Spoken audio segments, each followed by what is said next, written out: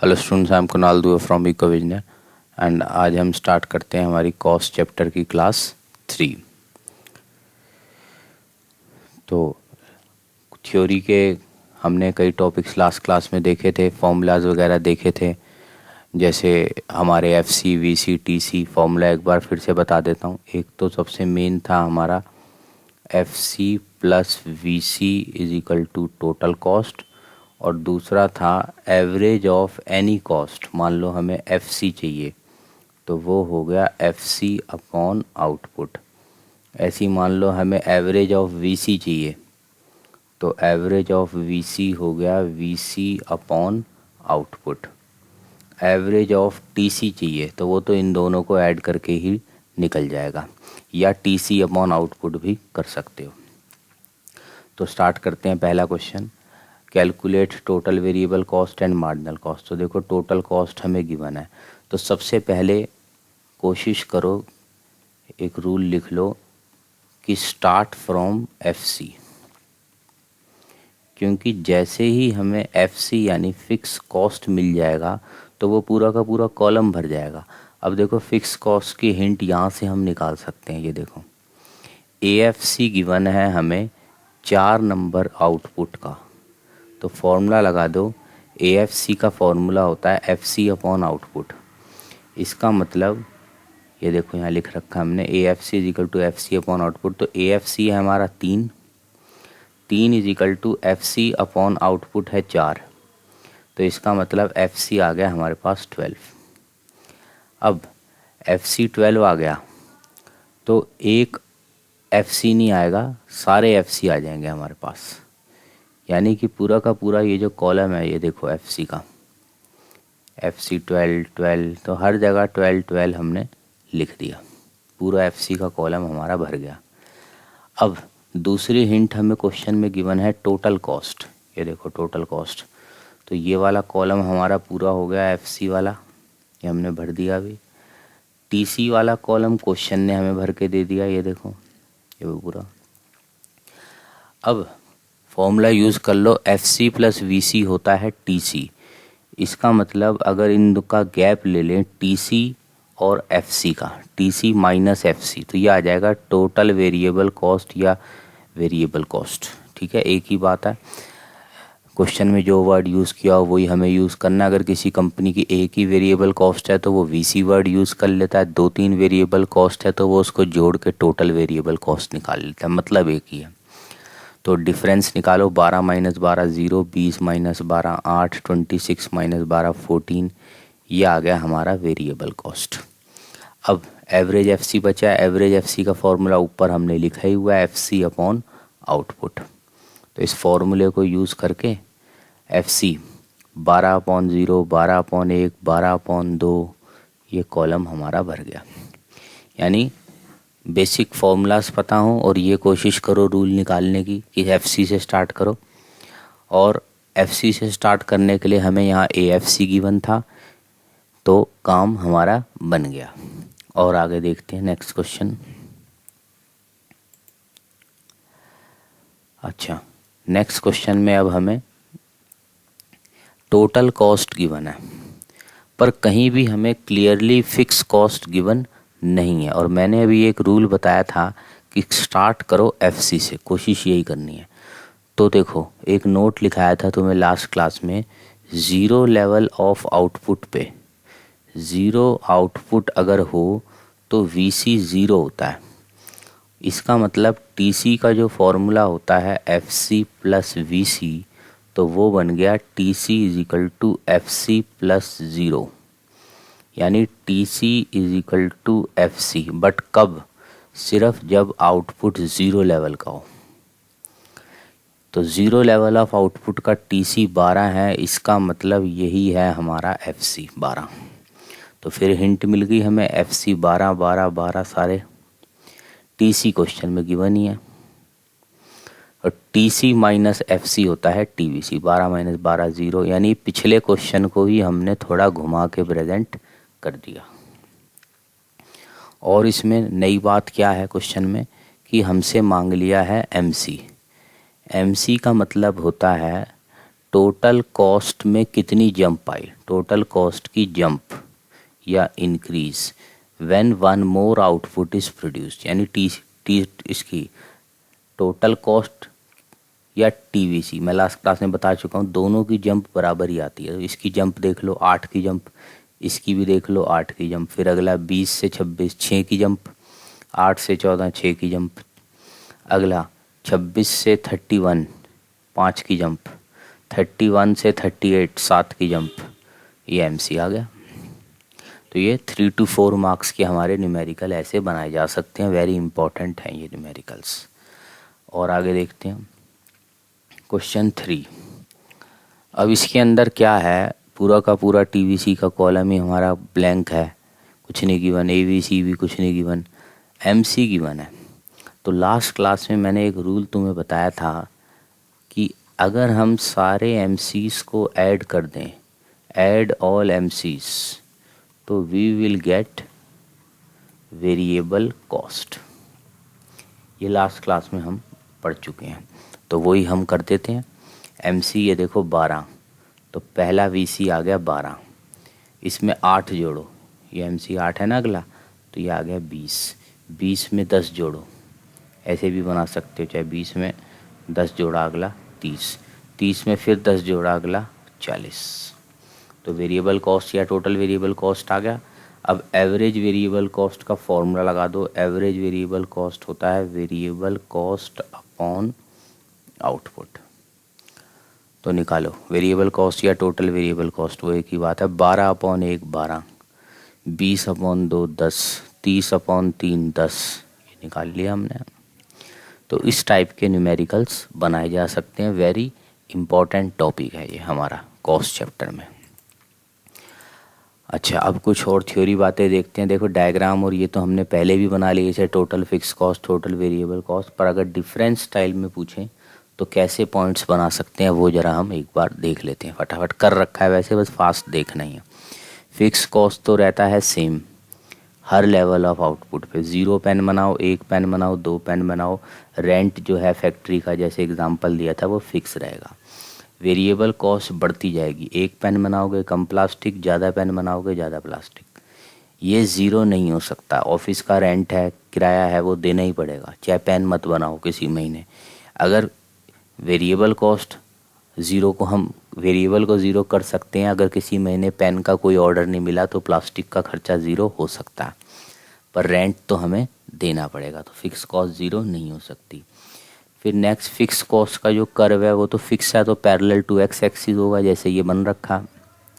और variable cost का इसे बोलते हैं उल्टा एस, इन्वर्स एस। ये ओरिजिन से स्टार्ट हुआ, धीरे धीरे बढ़ा, फिर फास्ट बढ़ा। ये हम लास्ट क्लास में कर चुके हैं वेरिएबल कॉस्ट का curve.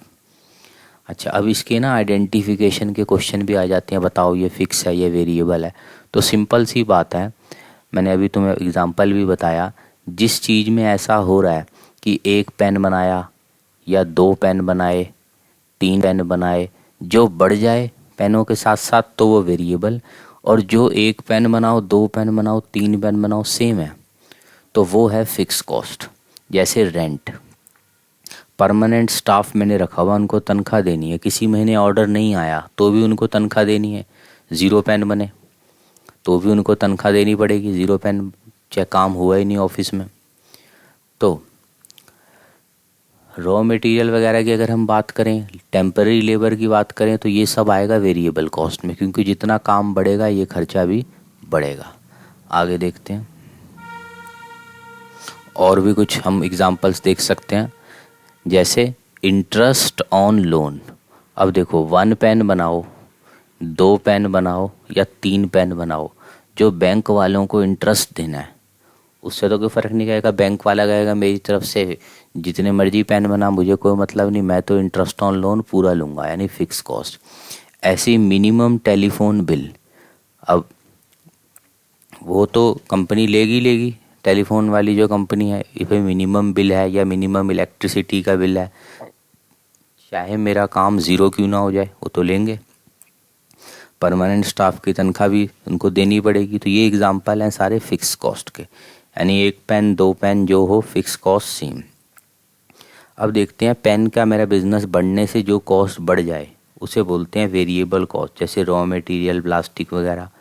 Electricity above minimum bill, देखो मिनिमम बिल तो मैं दूंगा, वो तो है फिक्स, उसके ऊपर अगर ज़्यादा पेन बनाऊंगा, ज़्यादा मशीनें चलाऊंगा तो बिल ज़्यादा आएगा, तो वो हो गया वेरिएबल, क्योंकि वो चेंज होता जा रहा है। ऐसे ही टेलीफोन चार्जेस या इलेक्ट्रिसिटी चार्जेस, जैसे अभी बताया, अबव मिनिमम बिल, क्योंकि जितना ज़्यादा काम होगा, मिनिमम बिल तो मैंने टेलीफोन का दे दिया, उसके बाद मेरे बहुत ऑर्डर्स आ रहे हैं, बहुत फ़ोन कॉल्स हो रही हैं, तो काम बढ़ रहा है, तो ये कॉस्ट बढ़ेगी, variable cost. Telephone charges above minimum bill बन जाएगी वेरिएबल कॉस्ट। ऐसी डेली लेबर्स जो है, जो हम लेबर चौक से लेबर पकड़ लाते हैं और उनको पैसे देते हैं, तो जब काम ज़्यादा होता है ज़्यादा लेबर पकड़ लेंगे, कम होगा तो कम, तो ये भी चेंज होती जा रही है, तो ये भी वेरिएबल कॉस्ट का एग्जांपल हो गया। तो ऐसे आइडेंटिफिकेशन के क्वेश्चन आ सकते हैं, और मेन केसेस मैंने तुम्हारे सामने ये रख दिए। और आगे बढ़ते हैं। अब अगला टॉपिक, अभी थ्योरी कर रहे हैं हम, थ्योरी के न्यूमेरिकल्स मैंने ऊपर करा दिया। अब थ्योरी में ऐसी टॉपिक आता है, एक्सप्लिसिट कॉस्ट और इम्प्लिसिट कॉस्ट में क्या डिफरेंस है। तो नाम से ही लग रहा है, एक्सप्लिसिट को जोड़ लो एक्सटर्नल, और इम्प्लिसिट को जोड़ लो, कनेक्ट कर लो with the word internal, implicit internal. यानी एक्सप्लिसिट का मतलब होगा जितना मैं एक्चुअल खर्चा कर रहा हूँ इनपुट्स के ऊपर, बाहर वालों को जो मैं कैश दे रहा हूँ। और इम्प्लिसिट का मतलब ये एक एस्टीमेट निकाला जाएगा जो इनपुट्स ओनर अपनी तरफ से सप्लाई कर रहा है। अब इसको सिंपल एग्जांपल से मैं ऐसे समझा सकता हूँ। मान लो हमें बिजनेस में मेन इनपुट्स जो चाहिए, फैक्टर इनपुट जिसे हम बोलते हैं लैंड, लेबर, कैपिटल, एंटरप्रेन्योर। अब ज़मीन का हमें देना होता है रेंट, लेबर की हमें देनी होती है वेजेस, कैपिटल मतलब जो हमारे ऊपर पैसा इन्वेस्ट कर रहा है, हमें पैसा चाहिए इन्वेस्टमेंट के लिए, जिससे हमने पैसा लिया है, उसको ज़्यादातर बैंक से पैसा लेते हैं हम लोन, उसको हमें देना होता है इंटरेस्ट। और एंटरप्रेन्योर मतलब हो गया जो ओनर, जो सारा रिस्क ले रहा है, बिजनेस कर रहा है, उसको मिलता है एक प्रॉफिट। वो एक चाहता है कि मुझे एक मिनिमम प्रॉफिट मिले। अब अगर ये चीज़ें हम कहीं बाहर से लेते हैं, लैंड, लेबर, ये चीज़ें किसी आउटसाइडर से ले रहे हैं, जैसे ज़मीन किसी से हमने किराए पे ली, तो उसको रेंट कैश देना पड़ेगा, बैंक से देना पड़ेगा, वो एक्चुअल खर्चा है, तो वो हो गया एक्सप्लिसिट। लेकिन अगर ज़मीन ओनर की है अपनी, वो किसी को कैश नहीं पे कर रहा रेंट, तो इसको बोलेंगे हम इम्प्लिसिट। यानी रेंट एक्सप्लिसिट भी आ सकता है और इम्प्लिसिट में भी आ सकता है। ऐसे ही लेबर, अगर हमने कोई बाहर से बंदा किराए उस पर रखा है, एम्प्लॉय रखा है, कोई एम्प्लॉयमेंट कॉन्ट्रैक्ट करा है प्रॉपर, उसको हम बैंक से या कैश पेमेंट कर रहे हैं उसकी तनख्वाह, तो वो वेजेस बन जाएंगी एक्सप्लिसिट। और अगर ओनर अपनी मेहनत खुद ही कर रहा है, खुद ही काम कर रहा है, तनख्वाह नहीं ले रहा, तो उसको बोलेंगे हम इम्प्लिसिट। ऐसे ही अगर हमने बैंक से पैसा लिया है, कैपिटल इन्वेस्ट किया है, पैसा बैंक से लोन लेके, तो बैंक वालों को इंटरेस्ट पे करना पड़ जाएगा, वो बन जाएगा एक्सप्लिसिट। और अगर हम ओनर अपनी जेब से या अपनी फैमिली वालों से पैसा लेके इन्वेस्ट कर रहा है और कोई इंटरेस्ट नहीं दे रहा उनको, तो उसका एस्टिमेटेड इंटरेस्ट हम फिर भी कैलकुलेट करते हैं और उसको नाम देते हैं इम्प्लिसिट कॉस्ट। और देखो, हम जो कॉस्ट निकालते हैं इकोनॉमिक्स में, उसमें हमारा फॉर्मूला होता है, एक्सप्लिसिट कॉस्ट भी सारी आएंगी, यानी जो जो हमने कैश पे करा है, प्लस इम्प्लिसिट कॉस्ट भी सारी हम लोग इकोनॉमिक्स में स्टडी करते हैं। और इम्प्लिसिट के अंदर नीचे लिखा हुआ है एक प्रॉफिट भी आएगा, यानी ओनर को एक मिनिमम प्रॉफिट भी हमें देना है, क्योंकि वो भी मेहनत करता है सुबह से शाम, उसको भी प्रॉफिट देना है। तो कंपनी की या फर्म की नज़र से देखें तो ओनर को हमें कैश एक मिनिमम प्रॉफिट पकड़ाना है, और जिसको हम बोलते हैं इम्प्लिसिट कॉस्ट है ये। यानी हमारे लिए इकोनॉमिक्स में कॉस्ट कैलकुलेशन का जो फॉर्मूला है वो है एक्सप्लिसिट प्लस इम्प्लिसिट, जिसके अंदर ओनर का प्रॉफिट भी पहले ही हमें ऐड करना पड़ेगा। तो ये हो गया, मैंने अभी एग्जाम्पल से बताया एक्सप्लिसिट और इम्प्लिसिट क्या होता है। अब इसको थ्योरी में थोड़ा और देख लेते हैं। तो फिर से एक बार थ्योरी पढ़ देता हूँ ऊपर। एक्सप्लिसिट तो होता है एक्चुअल खर्चे, और इम्प्लिसिट होता है एक्चुअल में तो हमने किसी को नहीं दिया, ये तो ओनर के अपने हैं। तो estimated value of input supplied by owner, जो उसने फर्म को इनपुट दिए फ्री में। अब एक्सप्लिसिट का एग्जांपल हो गया रॉ मटेरियल के पैसे, वेजिस, तनख्वाह वगैरह दी, इंटरेस्ट, रेंट, अगर हमने बाहर से कहीं से इंतज़ाम किया और पेमेंट करी है तो एक्सप्लिसिट।